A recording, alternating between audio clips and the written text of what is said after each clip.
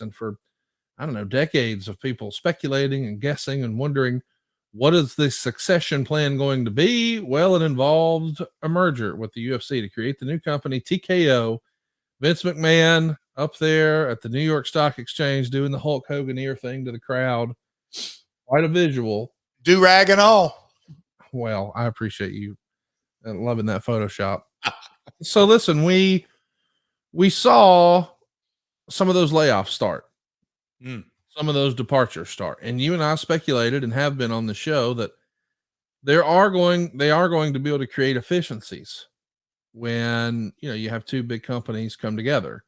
We talked about some of those might be things like travel and HR and legal. Well, the first one down was Frank Riddick, who is the president and CFO. And I heard from a lot of people, I can't believe he's leaving. Then I thought to myself, how many CFOs do we really need in this new company? So either way, don't cry for me, Argentina. My man's walking with $5 million. Lots of other big names who headed up different departments are no longer with the company. All told, the rumor and innuendo is that there were over 100 releases and perhaps more to come. I'm wondering, what effect, if any, do you think that has on the pro wrestling world? I think change is good. Change is positive. It's not easy to swallow some folks, but, and look, I know Frank personally, a good dude, man. Been in meetings. He's just a good man. I'm sure Frank is very happy for his entire career. He goes back a ways there. They leaned into him a couple of times over the last, throughout his career, but they really leaned in a couple of times, I'd say, over the last 3 to 5 years. And there are others. And look, it's the natural progression. Don't let me forget, Conrad, I want to come back to the Dana White Epstein kind of point of discussion that they were on opposite sides of the fence. But how will the layoffs affect the pro wrestling industry?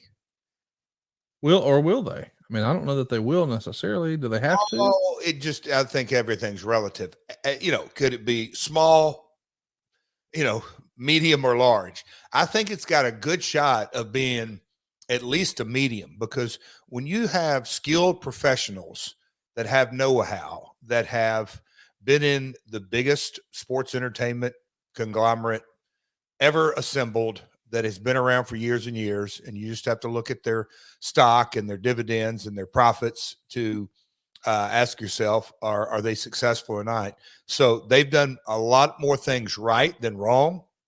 And I'm sure the good businessman learns more from the decisions that were made wrong than right. So I think there's a lot of wisdom on the open market right now.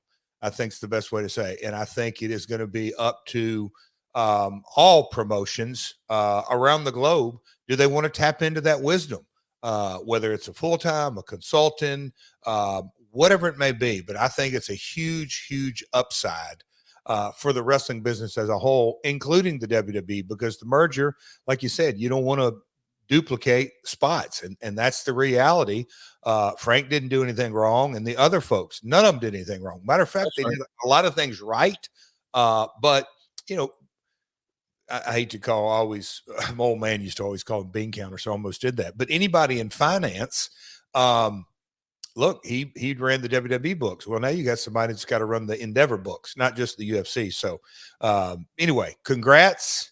I'm sure condolences, because loss of anything, whether it's life or job or friendship or relationship, it is a trying time until you come out the other side of it. But I can tell you